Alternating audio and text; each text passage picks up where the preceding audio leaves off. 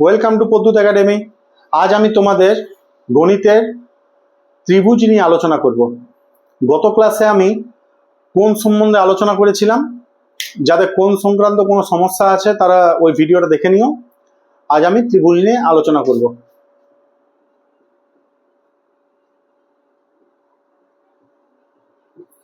প্রথমে আমাদের জানতে হবে ত্রিভুজ কাকে বলে।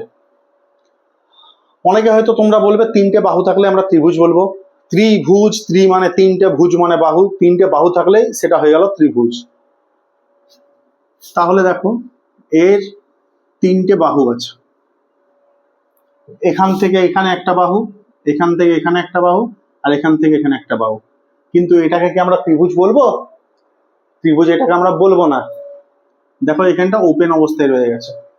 তা ত্রিভুজের পারফেক্ট পিকচারটা কিরকম ড্র হয়? এইরকম ড্র হয়। অর্থাৎ দেখো সীমাগুলো বদ্ধ অবস্থায় আছে, তিনটা সীমাই বদ্ধ অবস্থায় আছে। তাহলে ত্রিভুজের ডেফিনেশন যদি বলা হয় একটু অন্যরকম ভাবে বলতে হবে। তিনটি বাহু দ্বারা সীমাবদ্ধ, কারণ সীমাগুলো বদ্ধ থাকতে হবে। সীমা যদি একটা জায়গা খোলা থাকবে দুটো সাইড বদ্ধ থেকে, এই পিকচারটার মতো, তাও আমাদের ত্রিভুজ ড্র হবে না। তাহলে ত্রিভুজের ডেফিনেশন যদি আমি বলি কিভাবে বলবো? তিনটি বাহু দ্বারা সীমাবদ্ধ সামতলিক চিত্রকে ত্রিভুজ বলবো। ঠিক আছে? সামতলিক মিন্স একটা সমতলের মধ্যেই থাকবে। যেমন ধরো বোর্ড, একটা বোর্ডের মধ্যে বা একটা খাতার মধ্যে আমরা ত্রিভুজ অঙ্কন করতে পারছি, কারণ খাতা বা বোর্ড এগুলো হচ্ছে সমতল। সমতল জায়গার উপরই শুধুমাত্র ড্র করা যায়। ঠিক আছে?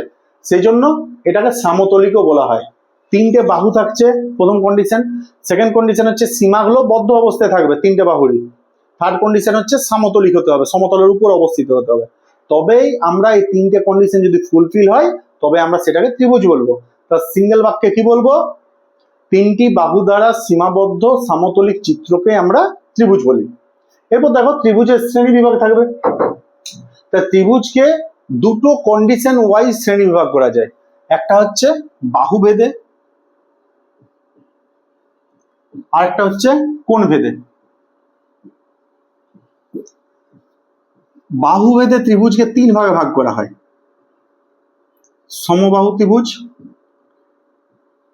সমদ্বিবাহু ত্রিভুজ এবং বিষমবাহু ত্রিভুজ। আর কোণ ভেদেও ত্রিভুজকে তিন ভাগে ভাগ করা হয়। প্রথমে হয় সূক্ষ্মকোণী, দু নম্বরে হচ্ছে সমকোণী, তিন নম্বরে হচ্ছে স্থূলকোণী। ঠিক আছে? এবার তোমরা বলবে গত ভিডিওতে তো আমরা সূক্ষ্মকোণ পড়েছিলাম, সমকোণ পড়েছিলাম, স্থূলকোণ পড়েছিলাম, সরল কোণ পড়েছিলাম আর প্রবৃদ্ধ কোণ পড়েছিলাম।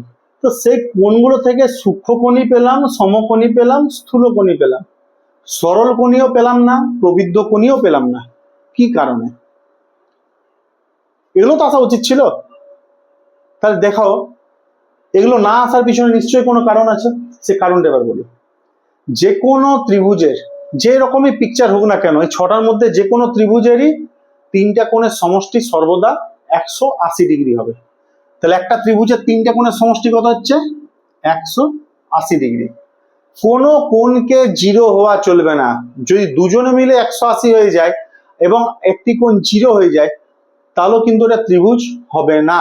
ত্রিভুজ হওয়ার জন্য তিনটে কোণের মধ্যে প্রত্যেকটা কোণকে গ্রেটার দেন 0 ডিগ্রি হতে হবে, অর্থাৎ 0 থেকে বেশি হতে হবে, তবেই শুধুমাত্র ত্রিভুজটা ড্র করা যাবে। তাহলে সরলকোণী এবং প্রবৃদ্ধকোণী কেন এলো না সেই ডিটেলসে যদি আমি যাই, তাহলে দেখো সরলকোণী ত্রিভুজ কেন হয় না। একটা সরল কোণ মিন্স যে কোণের মান 180 ডিগ্রি তাকে আমরা সরল কোণ বলি। তাহলে একটা কোণ যদি একাই 180 ডিগ্রি হয়ে যায়, বাকি দুটো কোণকে তো জিরো হতে হবে, কারণ সমষ্টিটা কখনোই 180-র কম বা 180-র বেশি হবে না, শুধুমাত্র 180 হবে। তাহলে একটা কোণ 180 যদি হয়ে যায় বাকি দুটো কোণকে জিরো হতে হবে। আমি আগেই বলেছি কোনো কোণের মান জিরো হওয়া চলবে না, তাহলে ত্রিভুজটা ড্র করা যাবে না। এই কারণে আমরা সরলকোণী ত্রিভুজ পাবো না, আর প্রবৃদ্ধ কোণী তো আরোই পাবো না, কারণ ওখানে একটা কোণের মানই 180-র চেয়ে বেশি হয়। ঠিক আছে? এই কারণে আমরা সূক্ষ্মকোণী, সমকোণী এবং স্থূলকোণী এই তিন ধরনের ত্রিভুজ পাচ্ছি। তাহলে দেখো বাহু ভেদে আমরা ত্রিভুজের প্রভাব পাচ্ছি, তারপর ওটাই যাচ্ছি। তাহলে বাহু ভেদে আমরা ত্রিভুজকে তিন ভাগে ভাগ করছি: সমবাহু, সমদ্বিবাহু এবং বিষমবাহু। তাহলে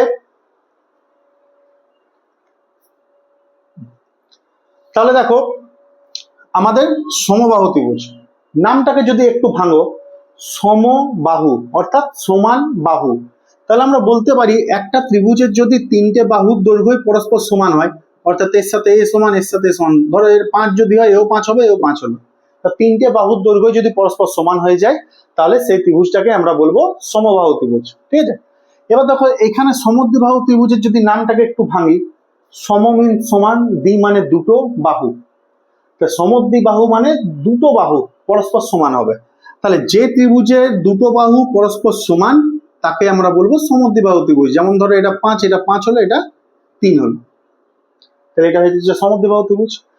আর বিষমবাহু ত্রিভুজ মিন্স কোনো বাহুর সাথে কারোর মিল থাকবে না, এটাই হবে বিষমবাহু ত্রিভুজ।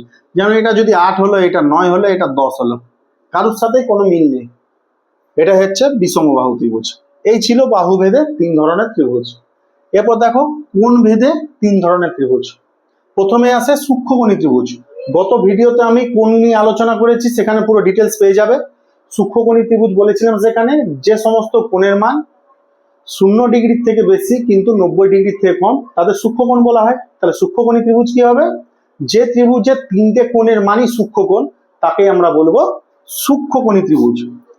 যেমন ধরো এই ত্রিভুজটাই ধরো না, এটা যদি 60 হয়, এটা যদি 59 হলো, এটা যদি 61 হলো, একটা কোণের মানও 90 বা 90 বেশি নয়, সবগুলোই লেস দেন 90 আছে, সেজন্য ত্রিভুজটা হয়ে যাবে সূক্ষ্মকোণী ত্রিভুজ। অর্থাৎ যে ত্রিভুজের 3টি কোণই সূক্ষ্মকোণ সেই ত্রিভুজকে আমরা বলবো সূক্ষ্মকোণী ত্রিভুজ। এরপর আসছি সমকোণী ত্রিভুজ। সমকোণী ত্রিভুজ দেখো আমরা সমকোণ পড়েছি আগে, যে ত্রিভুজের কোণ যখন আমরা বলবো যে কোণের মান 90 ডিগ্রি তাকে বলছি আমরা এক সমকোণ। তা সমকোণী ত্রিভুজ কাকে বলবো? যে ত্রিভুজের একটি কোণ 90 ডিগ্রি বা এক সমকোণ তাকে আমরা বলবো সমকোণী ত্রিভুজ। 90 ডিগ্রি এটাকেই সমকোণ বলা হয়। তাহলে এটা হয়ে গেল 90 ডিগ্রি। তাহলে যে ত্রিভুজের একটা কোণ 90 ডিগ্রি তাকে আমরা বলছি সমকোণী ত্রিভুজ। এরপর আসছি আমরা স্থূলকোণী ত্রিভুজ। স্থূলকোণ কাকে বলে আমরা আগে জেনেছি।